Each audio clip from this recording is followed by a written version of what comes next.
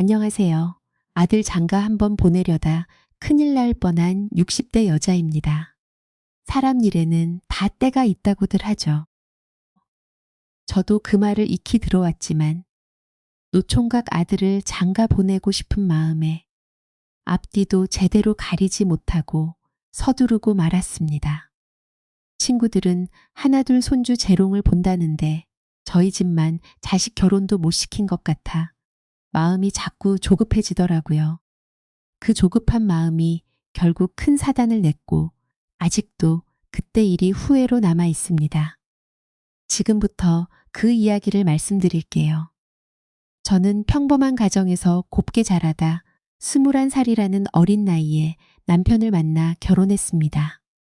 부모님은 너무 어리다며 걱정을 많이 하셨지만 저는 이상하리만큼 이 사람과 평생을 살아도 괜찮겠다는 확신이 들었어요. 지금 생각하면 참 철없었던 것 같기도 하지만요. 제 입으로 자랑하긴 쑥스럽지만 저희 남편은 사람이 참 따뜻한 편이었습니다. 제가 무심코 던진 말 한마디도 잊지 않고 꼭 챙겨주는 사람이었거든요. 자, 이거 받아. 외투 없다고 춥게 입고 다니지 말고 옷가게 사장님한테 몇 번이나 물어보고 사온 거야. 갑자기 옷은 왜 사왔어? 저번에 당신 제대로 된 점퍼 하나 없어서 이번 겨울 춥다고 했잖아. 따뜻하게 입고 다녀. 겉으로는 조금 무뚝뚝해 보여도 저만 알아챌 수 있는 남편의 그 다정함이 참 좋았습니다. 부부싸움을 해도 큰 소리 한 번 치는 법이 없었고 제 기분이 조금만 안 좋아 보여도 먼저 무슨 일 있냐며 살펴주는 사람이었어요. 세상에 말만 쉽게 하는 사람도 많지만 남편은 제가 불안하지 않도록 하루하루를 말이 아닌 행동으로 보여주었습니다. 그러니 그 어린 나이에도 이 사람이 평생 제 편이 되어줄 사람인 걸 알아봤나 봐요.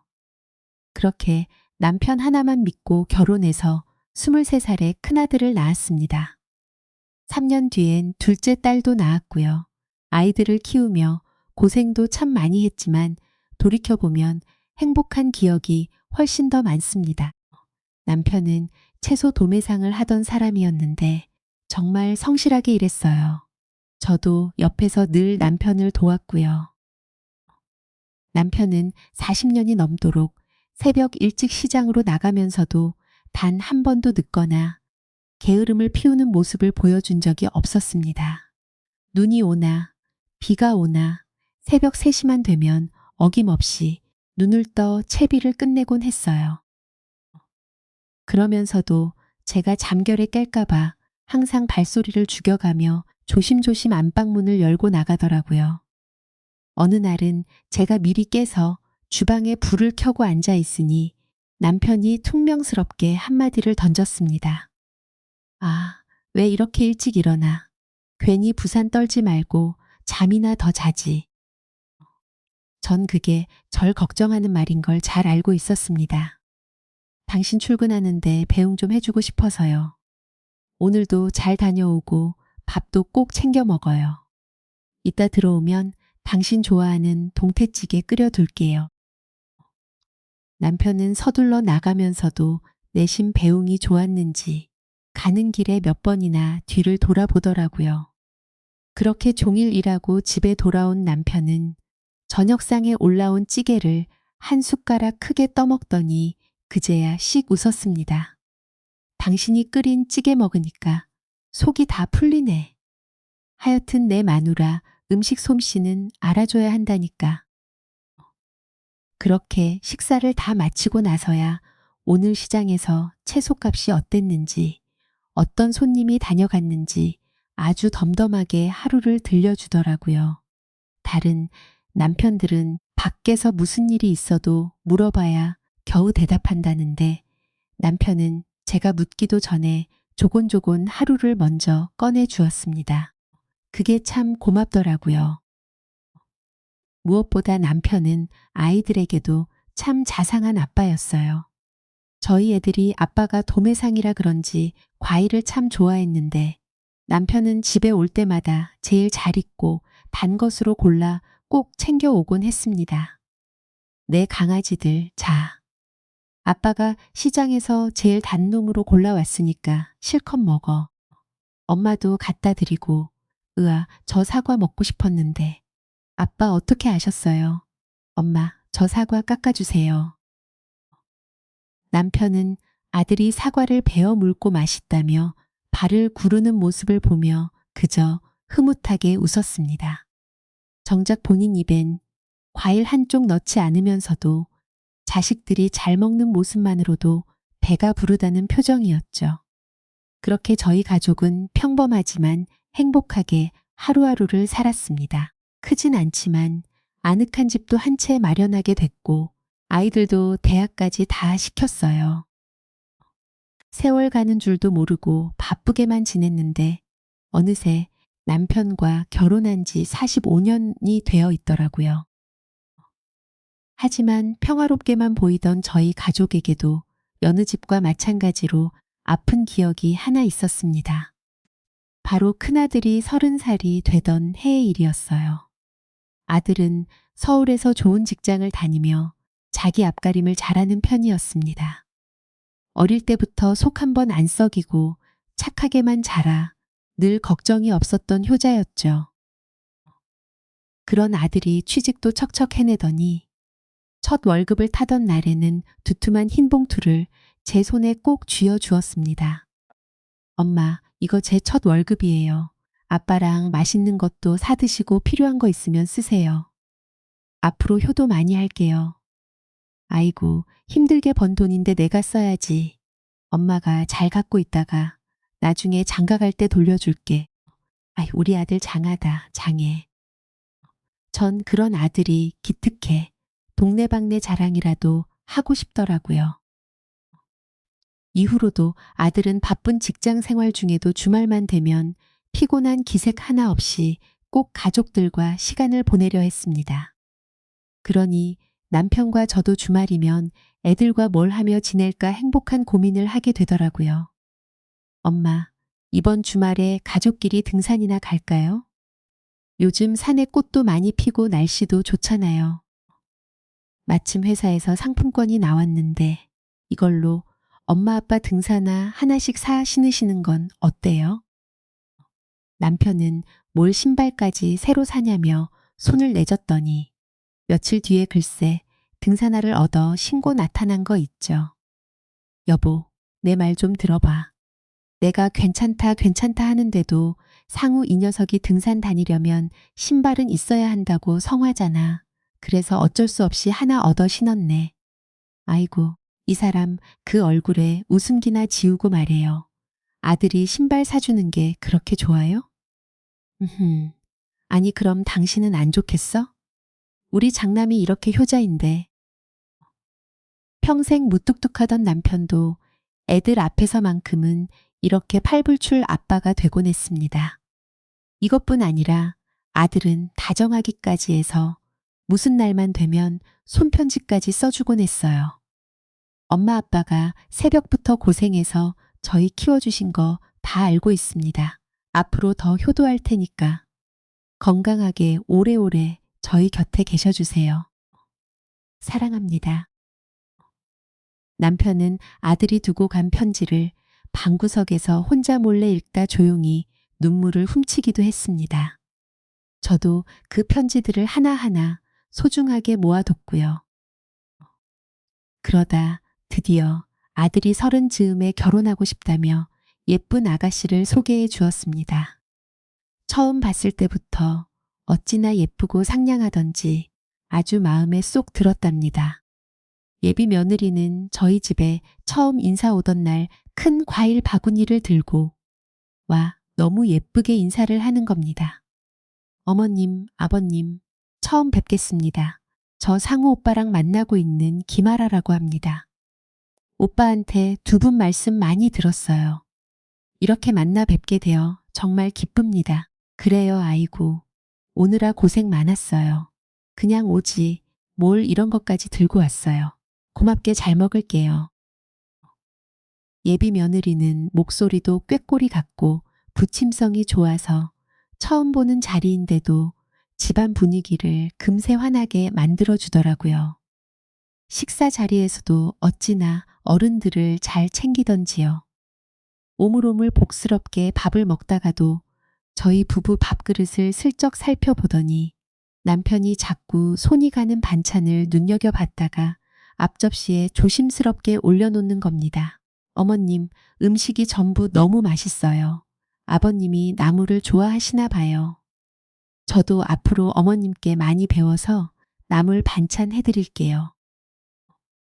결혼 전부터 이렇게 상냥하게 구니 정말 작은 딸이 하나 더 생긴 것 같더라고요.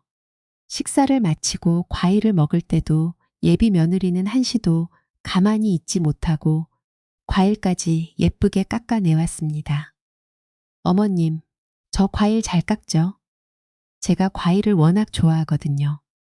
오빠한테 아버님이 과일 도매상이시라는 말 듣고 얼마나 좋았는지 아세요?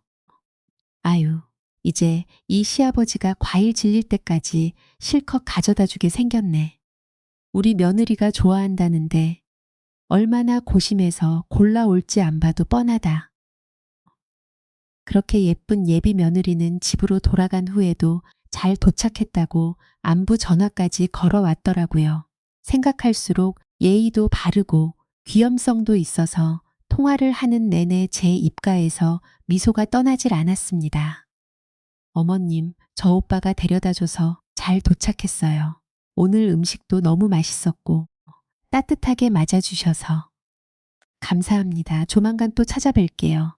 이렇게 예비 며느리는 저희 가족의 비타민 같은 존재가 되어 주었습니다. 그래서 더더욱 아들의 결혼이 기대됐고요.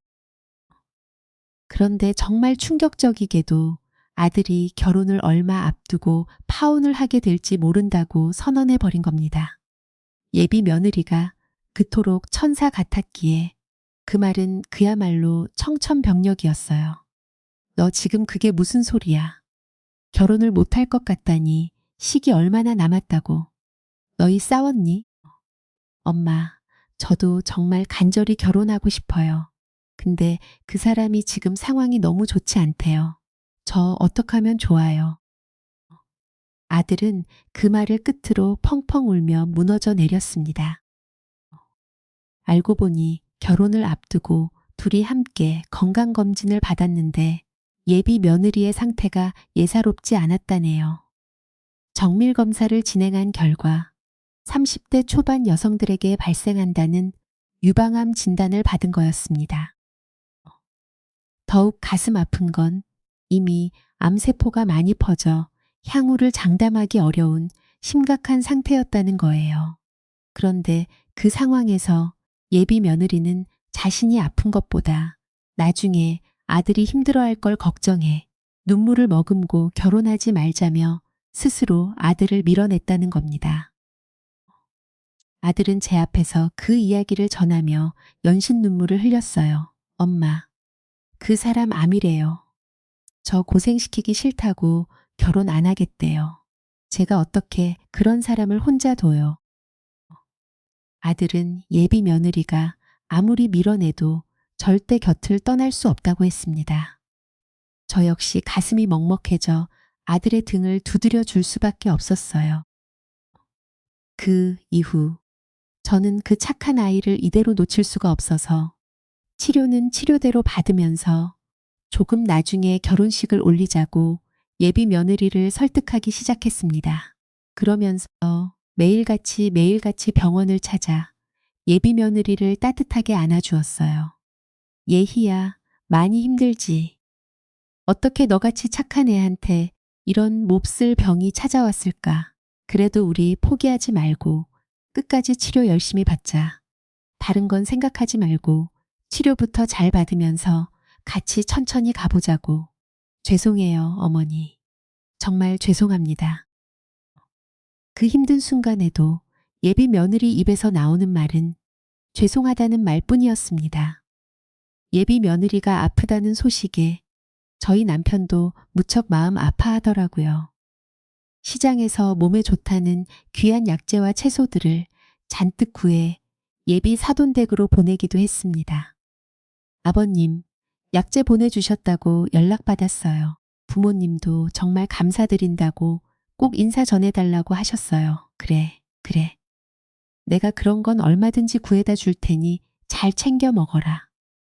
젊은 사람이 마음을 강하게 먹어야 병도 이기는 법이야. 넌 그저 몸 추스르는 데만 신경 써. 저희 가족은 정말 온 마음으로 예비 며느리의 쾌유를 빌었습니다. 밥은 잘 챙겨 먹는지, 마음은 어떤지 살뜰하게 살피면서요. 본격적인 항암 치료 날짜가 잡혔다는 소식을 들었을 땐 제 마음이 다 떨렸습니다. 힘이 되는 말을 아끼지 않았어요. 치료 아무 일 없이 잘 끝날 테니까 겁먹지 마. 내가 매일 기도하고 있으니까 분명 금방 나을 게다. 어머님, 정말 감사해요. 어머니 말씀 들으니 힘이 나요. 꼭 치료 잘 받고 올게요. 그런데 불행하게도 항암 치료를 받으면 받을수록 예비 며느리의 상태는 점점 더 나빠졌습니다. 독한 약 기운에 머리카락이 전부 빠지고 몰라보게 수척해져 갔어요. 그때 아들은 눈물을 흘리면서도 끝까지 병실을 지켰습니다. 날마다 병상에 누운 예비 며느리의 마른 손을 꼭 붙잡고 애원하더라고요. 우리 혼인신고부터 하자. 내가 내 남편이 돼서 끝까지 책임질 수 있게 해줘. 제발 내 소원이야. 아들은 눈물이 범벅된 얼굴로 예비 며느리의 법적인 가족이 되어 마지막 순간까지 곁에 남고 싶어 했습니다. 하지만 예비 며느리는 자신의 아픔보다 아들의 미래를 더 걱정하며 완강하게 고개를 저었더라고요. 산소 호흡기에 의지에 겨우 숨을 몰아쉬면서도 아들을 밀어내려고만 했습니다. 나 오빠한테 피해주고 싶지 않아. 오빠 인생이 있고 내 인생이 있는 거잖아. 내가 어떻게 오빠 앞길을 막아. 우리 이쯤에서 헤어지자. 나 더 나쁜 모습 보이고 싶지 않아. 오빠 앞에선 항상 예쁜 모습으로 기억되고 싶어. 그런 소리 하지 마. 난 내가 어떤 모습이든 상관없어. 그러니까 곁에만 있게 해줘. 제발. 아들은 주위의 만류에도 아랑곳하지 않고 끝내 예비 며느리의 대소변을 다 받아내며 마지막까지 곁을 지켜냈습니다. 저 역시 뼈만 남아가는 예비 며느리를 볼 때마다 가슴이 찢어질 것 같았어요. 알아야 조금만 더 힘을 내줘. 제발 마음 단단히 먹고 이겨내야 한다. 우리 아들을 봐서라도 아직은 안 돼. 아직은. 옆에서 그 모습을 지켜보던 예비 안사돈도 제 손을 붙들고 펑펑 울기 시작했습니다. 사돈, 우리 딸 불쌍해서 어쩌면 좋아요. 이 예쁜 나이에 내가 어떻게 우리 딸을 보냅니까? 예비 사돈의 통곡 소리가 병실을 가득 채웠고 그 안은 온통 눈물바다가 됐습니다. 하지만 그로부터 며칠 뒤 예비 며느리는 모든 사람의 간절한 바람과 아들의 눈물겨운 사랑을 뒤로 한 채 짧은 생을 마감하고 하늘나라로 떠나고 말았습니다. 아들은 예비 며느리가 떠나던 날 세상을 다 잃은 것처럼 병원복도 바닥에 주저앉아 절규했어요. 알아야 안 돼. 너 없이 내가 어떻게 살아. 어떻게 밥을 먹고 어떻게 숨을 쉬어. 제발 나만 두고 가지 마. 제발. 저와 남편도 그 자리에서 눈물을 감추지 못했습니다. 예비 며느리 장례식이 끝난 뒤로도 아들은 깊은 슬픔과 상실감을 이기지 못하고 한동안 넌나간 사람처럼 지냈습니다. 밥 한 술 뜨지 못하고 그렇게 방구석에만 박혀 눈물로 세월을 보내더라고요. 그 세월이 무려 10년이나 이어졌습니다. 아들은 멀쩡히 회사 생활도 하고 가끔 웃기도 했지만 새로운 인연은 만나지 못한 채 혼자 외롭게 지내고 있었어요. 저 역시 처음엔 먼저 떠난 예비 며느리가 자꾸 떠올라 아들에게 아무 말도 건네지 못했답니다. 하지만 아들 나이가 어느덧 40을 넘어가니 슬슬 부모로서 걱정이 됐습니다. 주말마다 혼자 방구석에 틀어박히는 아들을 볼 때마다 답답한 마음에 잔소리가 터져 나오더라고요. 상우야, 내 마음은 알겠지만 너 언제까지 그러고 있을 거야. 너도 이제 중년이야, 중년. 지금껏 아니까 별말 안 했지만 솔직히 너 그러다 노총각으로 늙어 죽을 셈이야? 아들은 그 말에도 묵묵부답으로 그저 창밖만 내다볼 뿐이었죠. 저는 답답함이 머리끝까지 치밀어 아들 등짝을 매섭게 내려치며 속상한 마음을 쏟아냈습니다.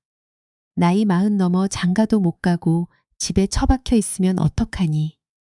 이제 그만 마음 정리하고 제발 새 사람 좀 찾아봐. 그렇게 또 몇 년이 흘렀을까요? 그런데 어느 날 놀랍게도 아들이 다시 결혼하고 싶은 사람이 생겼다며 조심스럽게 말을 꺼내는 겁니다. 쑥스러운 듯 머리를 긁적이면서도 오랜만에 얼굴에 화색이 돌더라고요.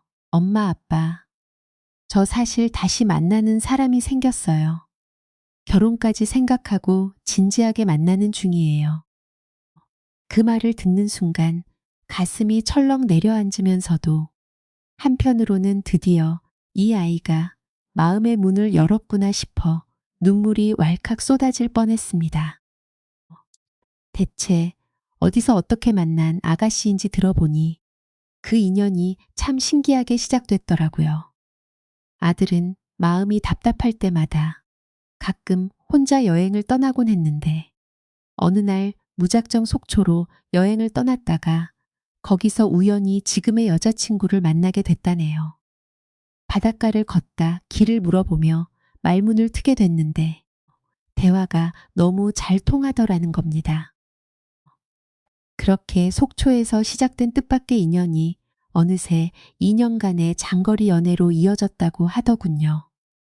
아이고, 그래서 우리 아들 주말마다 얼굴 보기가 그렇게 힘들었구나. 진작 말을 하지. 아들은 평일엔 서울에서 열심히 일하고 주말만 되면 한달음에 속초로 차를 몰고 내려가며 만남을 이어갔습니다. 그 이후로 아들 얼굴이 눈에 띄게 밝아졌고 저희에게도 종종 여자친구 이야기를 꺼내주더라고요. 엄마, 저 속초 좀 다녀올게요. 아마 일요일 저녁엔 올라올 거예요. 그 사람이 엄마 아빠 드시라고 생선 좀 사놨다네요. 들고 올게요. 그래, 그래. 운전 조심하고 잘 만나고 와라. 아들이 일이 생겨 못 내려갈 때면 이번엔 여자친구가 서울로 올라오기도 했습니다. 서울과 속초라는 먼 거리를 매주 오고 가면서도 두 사람은 서로를 향한 마음을 참 예쁘게 키워나가는 것 같았어요. 둘 다 나이가 있다 보니 슬슬 결혼 얘기가 오가기 시작했습니다. 며느리 될 아이가 서울에 올 때마다 절 찾아오는데 어찌나 싹싹하게 구는지 저도 그 아이가 참 마음에 들더라고요. 올 때마다 양손과 속초 명물인 생선이나 해산물을 들고 왔습니다. 어머님, 아버님, 저 왔어요. 저번에 어머님 생선 잘 드시는 것 같아서 저희 부모님께 부탁해서 직접 잡은 거 좀 들고 왔어요. 이따 드셔보세요. 그러더니 아예 제 앞치마까지 빼앗아 생선 손질을 척척 해주는 겁니다. 그 손이 어찌나 야무지던지 저도 넛을 놓고 구경할 정도였다니까요. 어머님, 요즘 속초 날씨가 참 좋아요. 나중에 저희 동네 오시면 제가 진짜 맛있는 생선구이 집으로 모실게요. 아버님도 꼭 한번 놀러 오세요. 아유, 속초 참 좋지. 나중에 시아버지랑 시누이 데리고 나들이 한번 가야겠구나. 우리 며느리 덕분에 맛집에도 많이 가게 생겼네. 며느리는 속초로 내려가는 길에도 기차역에 도착했다며 전화를 걸어 싹싹하게 인사를 전하더군요. 어머님, 저 이제 기차 타요. 오늘 어머님 밥도 먹고 서울 구경도 해서 정말 즐거웠어요. 다음에 뵐 때까지 식사 잘 챙겨 드시고 환절기 감기 조심하세요. 너도 먼 길 가는데 조심히 내려가고 조만간 또 보자꾸나. 전화를 끊고 나서 참 다정하고 이해심 있는 신부감이 들어오는 것 같아 안도의 한숨을 내쉬었답니다. 물론 장거리 연애가 그리 쉽지만은 않아 보였어요. 며느리는 속초 사돈 집에 살고 있었고 주말마다 서로 오고 가려면 신경 쓰이는 게 한두 가지가 아니었을 겁니다. 그래서 둘의 결혼을 조금 더 서두른 것도 있었고 아들도 이제는 가정을 꾸려 안정을 찾길 원했었고요. 그렇게 얼마 후 드디어 아들과 며느리가 제 평생의 소원이었던 결혼식을 올리게 됐습니다. 우리 아들 턱시도 입으니까 정말 멋있네. 우리 새아기도 너무 예쁘고. 아휴, 이제 바랄 게 없다. 바랄 게 없어. 감사합니다, 어머님. 앞으로 어머님, 아버님 잘 모시는 며느리가 될게요. 그 말을 듣는데 눈물이 핑 돌더라고요. 그렇게 아들 며느리가 결혼하고 일주일쯤 지났을까요? 마침 저희 부부의 결혼 45주년이 된 겁니다. 아들 결혼한 지 얼마 안 됐으니 조용히 넘길까 했는데 딸이 그냥 보내면 되겠냐며 여행을 보내주겠다고 나서더라고요. 두 분이서 국내 여행이라도 다녀오세요. 이번엔 이 딸내미가 특별히 쏠게요. 요즘 양양이 그렇게 뜬다는데 서울에서 그리 멀지도 않잖아요. 제가 바로 숙소랑 차편 알아볼게요. 양양. 아유, 양양 좋지. 안 그래도 여행 한번 다녀오고 싶었는데 당신은 어때요? 나야 뭐 우리 딸이 보내준다는데 고맙다고 가는 거지. 마누라 모시고 바람이나 쐬고 와야겠다. 그렇게 저희 부부는 딸이 예약해 준 대로 결혼 45주년 기념여행을 떠나게 됐습니다. 오랜만에 푸른 바다를 바라보며 여유로운 시간을 보내니 참 좋더라고요. 오랜만에 남편과 이런저런 이야기도 나눴습니다. 당신 그동안 상우 때문에 마음고생이 많았지.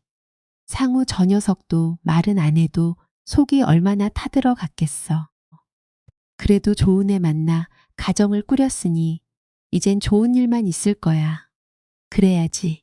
우리 상우가 잘 지내야 그 아이도 하늘에서 마음 편히 지내겠지. 당신도 고생 많았어. 두 사람 다 한동안 말없이 바다만 바라봤습니다.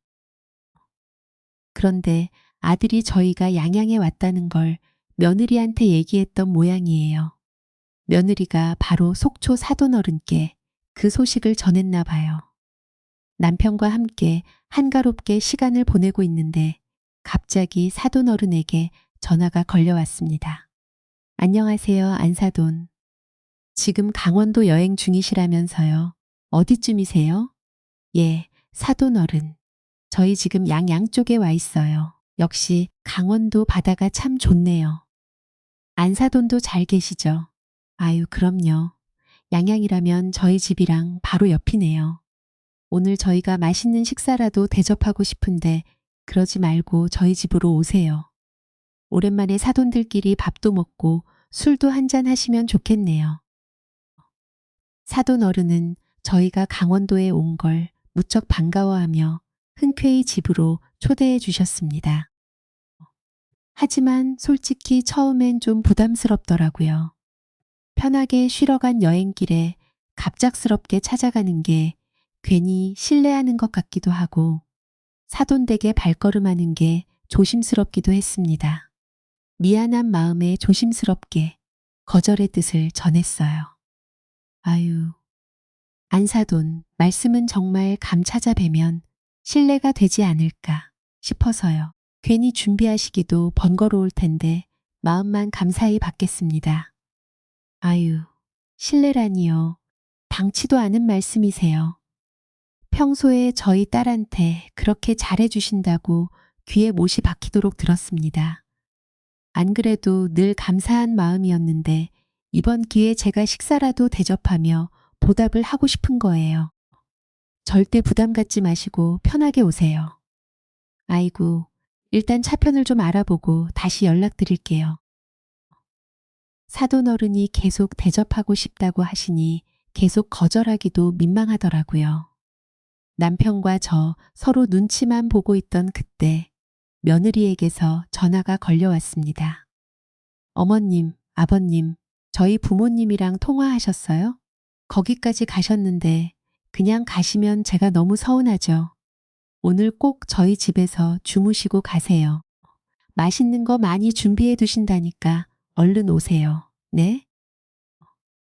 며느리가 특유의 밝은 목소리로 부탁하니 도저히 거절을 못하겠더라고요. 남편도 결국 허허 웃으며 알겠다고 했습니다. 그렇게 저희 부부는 설레는 마음을 안고 속초로 발걸음을 옮겼습니다. 사돈댁까지 가는 길이 멀지 않아 몇십 분도 채 되지 않아 터미널 근처에서 사돈댁을 만나게 됐어요. 사돈댁은 속초에 왔으면 오징어 난전에 꼭 가봐야 한다며 저희를 그리로 안내해 주시더라고요. 항구를 따라 가니 천막들이 쭉 늘어서 있는데 바다 냄새가 물씬 풍기는 게 분위기가 참 정겹더라고요. 남편도 오랜만에 바다 구경에 신이 났는지 연신 주변을 둘러보더군요. 사돈어른, 저기서 바닷가 보면서 싱싱한 오징어 한 접시에 소주 한 잔 어떻습니까? 아이고, 역시 사돈 뭘 아시네요. 좋습니다. 오늘 제대로 한번 달려봅시다. 이런 풍경 두고 마시면 취하지도 않잖아요. 남편과 사돈어른은 뭐가 그리 죽이 맞는지 연신 허허 웃으며 천막 안에 금세 자리를 잡더라고요. 바로 썰어낸 투명한 오징어는 씹을수록 달콤한 맛이 났고 바닷바람을 맞으며 마시는 술은 취하지도 않더라고요. 그렇게 오징어 난전에서 기분 좋게 술잔을 부딪힌 저희는 파도 소리가 들리는 근처 술집으로 자리를 옮겼습니다. 연금정 주변 식당에서 시원한 맥주를 마시며 넓은 바다를 바라보니 가슴이 뻥 뚫리는 기분이었어요. 애들 결혼도 잘 시켰겠다. 술 한 잔도 했겠다. 그렇게 기분 좋을 수가 없더라고요. 저희 남편은 평소에 술을 좋아하면서도 낯가림이 있어 조심스러워하는 편인데 사돈어른이 워낙 친근하게 대해주시니 금세 긴장을 풀더라고요. 남편은 맥주잔을 들이키며 제게 넌지시 속마음을 표현했습니다. 당신 처음에 사돈댁 오는 거 걱정했잖아. 근데 이렇게 와보니 너무 편하고 좋구먼. 우리 사돈어른이 참 화끈하시고 성격이 좋으시다니까. 아이고, 그거 정말 다행입니다. 내 집이다 생각하시고 편하게 계세요. 저희도 두 분 오신다고 얼마나 설렜는지 모릅니다. 그렇게 이야기가 무르익다 보니 자연스럽게 자식들 어릴 때 이야기로 자연스럽게 대화가 이어졌습니다. 안사돈님이 며느리의 어릴 적 사진을 꺼내 보여주시며 인자하게 웃으시더군요. 우리 애가 속초 바닷가에서 자라서 그런지 어릴 땐 성격이 아주 선머슴 같았거든요. 맨날 밖에서 놀다 무릎 까져서 들어오곤 했다니까요.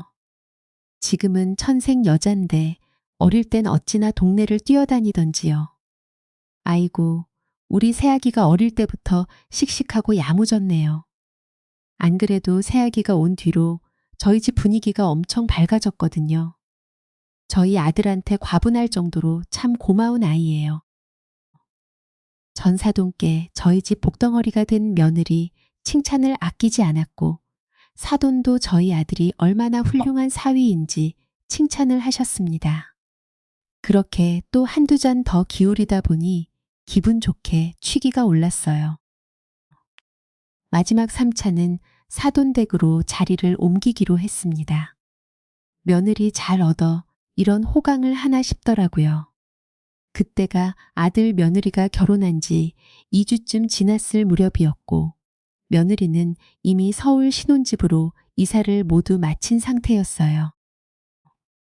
아이들이 신혼여행을 다녀오면서 저희 부부 선물을 참 많이도 사왔는데 그중에 이번 결혼기념일 여행 때 입으라며 커플티를 사왔더라고요. 45년이나 함께 산 부부가 커플티를 입자니 여간 민망한 게 아니었지만 아이들 성의를 생각해 사돈 집에서 그 옷을 잠옷으로 꺼내 입었습니다. 물론 술김에 용기가 난 것도 있었죠. 사돈어른은 저희 부부의 커플티를 유심히 보시더니 호탕하게 웃음을 터뜨리셨어요. 사돈 부부에게 내일 아침 출발 전에 감사한 마음을 꼭 글로 남기고 싶다는 생각이 들었어요. 말로 하기엔 쑥스러워 편지로 적어두면 좋을 것 같았거든요.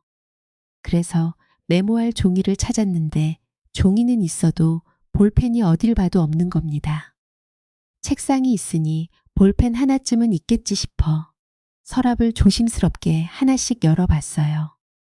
그런데 서랍 안쪽을 뒤적이다 구석진 곳에서 노란 우편물 한 장이 눈에 딱 들어왔습니다. 남의 우편물을 보는 게 예의는 아니었지만 무심코 겉면을 훑어봤는데 상단에 법원이라는 글자가 선명하게 찍혀 있었어요. 일반 우편도 아니고 법원에서 등기로 날아온 것이었습니다. 며느리 앞으로 온 우편물인데 서울로 시집간 며느리가 쓰던 책상 서랍 안에 그대로 남아있다는 게 왠지 이상하더라고요. 한마디로 뭔가 쎄한 느낌이 온몸을 스치고 지나갔습니다. 봉투를 자세히 살펴보니 아직 뜯지 않은 상태였어요. 순간 남의 집 우편물이고 사적인 공간인데 함부로 열어보면 안 된다는 생각이 머릿속을 스쳤습니다. 하지만 이상하게도 제 손이 멈추질 않았어요. 이걸 지금 반드시 열어봐야 할 것 같은 불길한 예감이 온몸을 옥죄어 왔습니다. 저는 서랍 앞에 멍하니 선 채로 그 노란 봉투를 손에 쥐고 30분이 넘도록 고민했습니다. 등 뒤에선 남편의 코 고는 소리가 들려오는데 제 가슴은 터질 듯이 쿵쾅거리기 시작했어요. 열어보면 안 된다는 생각과 무언가 큰일이 숨겨져 있을 것 같다는 예감이 제 머릿속에서 강하게 충돌했습니다. 그러다 갑자기 바스락거리는 소리가 들리더니 남편이 부스스 눈을 떴습니다. 전 심장이 떨어지는 줄 알았어요.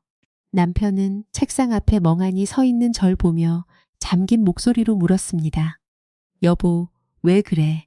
안 자고 거기서 뭐 해? 전 얼른 봉투를 등 뒤로 숨기며 더듬거렸죠. 아, 아니야. 펜이 어딨나 찾고 있었어. 당신 얼른 더 자. 남편은 별다른 의심 없이 다시 누웠고 이내 코를 골며 깊은 잠에 빠져들었습니다.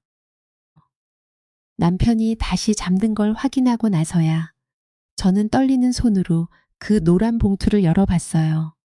겉면을 조심스럽게 뜯어내고 안에 접혀있던 하얀 종이를 꺼내 펼치는 순간 너무나 큰 충격에 비명이 터져 나오려는 걸 두 손으로 입을 틀어 막았습니다. 봉투 안에서 나온 서류는 다름 아닌 상간녀 소송장이었거든요. 내용을 읽어 내려가는데 손이 벌벌 떨려 종이가 덜덜 흔들릴 지경이었어요. 저희 집에서 한없이 천사 같고 조신해 보이던 며느리가 유부남과 바람을 피우고 있었던 겁니다. 그 유부남의 아내 측에서 며느리를 상대로 상간녀 위자료 청구 소송을 제기한 소송장이었어요. 서류에 적힌 날짜를 자세히 들여다보니 일이 터진 지 불과 한 달도 채 안 된 최근의 일이었습니다. 유부남 쪽에서 이혼이 진행되는 과정에서 며느리가 상간녀라는 사실이 밝혀진 모양이었어요. 상대방 아내가 뒤늦게 사실을 알아차리고 상간 위자료 소송을 청구한 거였고요. 전 이게 왜 여기 있는 건지 고민하다 대충 상황이 짐작되기 시작했습니다. 등기가 날아왔을 때 사돈 어른이 법원 우편물이 왔다고 며느리에게 연락을 했을 거고 당황한 며느리가 절대 뜯지 말고 서랍에 넣어두라고 다급하게 부탁했겠죠. 사돈은 무슨 내용인지도 모른 채 며느리 말대로 뜯지도 않고 그대로 넣어뒀던 거였어요. 결혼 직전까지 며느리 주민등록 주소지가 이곳 속초였으니 법원 소장이 이 집으로 날아온 건 당연한 일이었던 거죠. 서류에 적힌 만남의 기간과 구체적인 증거 내용들을 읽어 내려가는데 기가 막히고 피가 거꾸로 솟는 것 같았습니다. 한마디로 며느리는 저희 아들과 2년 가까이 장거리 연애를 하면서 뒤로는 다른 유부남과 바람을 피우고 있었던 겁니다. 저희 아들이 주말마다 서울과 속초를 오가며 지극정성을 쏟는 동안 그 천사 같은 얼굴을 한 며느리는 뒤에서 남의 가정을 파탄내고 있었던 거죠. 배신감과 분노로 온몸이 부들부들 떨려 도저히 가만히 있을 수가 없었어요. 전 그 우편물을 손에 쥐채 남편을 다급하게 흔들어 깨웠습니다. 여보, 여보, 일어나, 빨리 일어나 봐. 이것 좀 봐. 남편은 다급한 제 목소리에 놀라 눈도 제대로 뜨지 못한 채 부스스 일어났어요. 아니, 왜 그래? 지금 몇 시야? 나 피곤한데 이 밤중에 대체 무슨 일이야? 전 남편을 일으키며 법원 소장서를 눈앞에 들이밀었어요. 남편은 안경을 찾아 쓰고 서류를 읽어 내려가더니 순간 얼굴이 하얗게 질려버렸습니다. 입을 벌린 채 한동안 말을 잇지 못하더라고요. 이게 뭐야? 그럼 우리 며느리가 바람이라도 폈다는 거야? 서류만 보면 우리 며느리가, 아니 그것이 상간녀라잖아. 저희 부부는 그 길로 당장 대리운전을 불러 곧바로 서울로 향했습니다. 잠시라도 사돈댁에 더 머물고 싶지 않았고 근처 숙박업소조차 가고 싶지 않을 만큼 불쾌했거든요. 그때 오직 제 머릿속엔 빨리 서울로 가서 아들에게 이 사실을 알려야겠다는 생각뿐이었습니다. 새벽 내내 달려 서울에 도착한 저희 부부는 날이 밝자마자 아들 신혼집으로 찾아갔어요. 마침 일요일 아침이라 벨을 누르니 아들이 눈을 비비며 문을 열어주더라고요. 엄마 아빠, 연락도 없이 이 아침에 어쩐 일이에요? 장인어른 댁에 계신 거 아니었어요?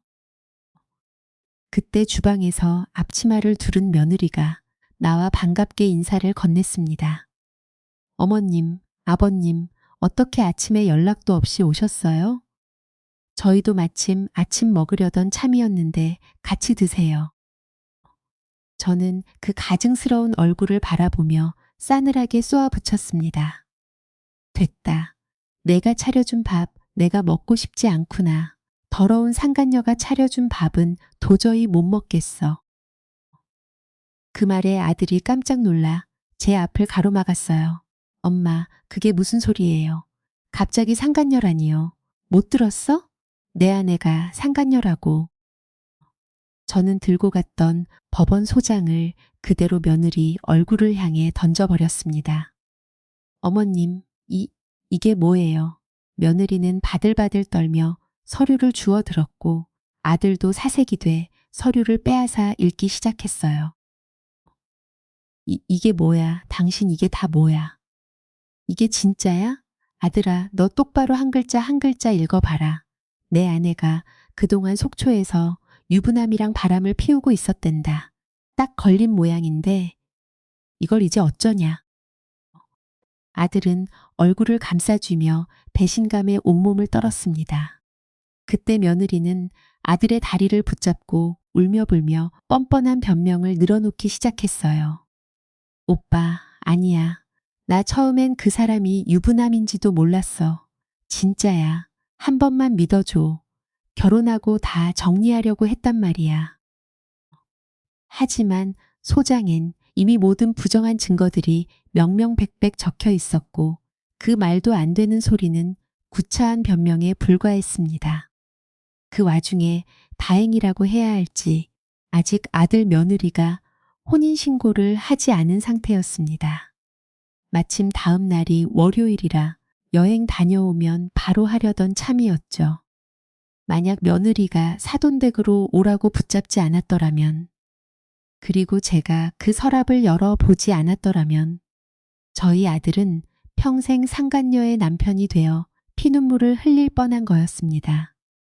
그야말로 조상신이 도운 셈이었어요. 아들은 소장을 뚫어지게 노려보며 며느리에게 분노를 쏟아냈습니다. 백현범, 야, 이 백현범이가 내가 만나던 유부남이었어? 이 자식 누구야? 그 유부남 이름이 아들 입에서 나오는 순간 며느리는 사색이 돼 아무 말도 하지 못했어요. 아들은 기가 찬 표정으로 며느리를 내려다보며 사정없이 몰아붙였습니다. 너 내 눈 똑바로 보고 말해. 너 양다리 걸친 거야? 내가 주말마다 속초까지 내려가며 지극정성을 쏟는 동안 넌 그 자식이랑 놀아나고 있었냐고.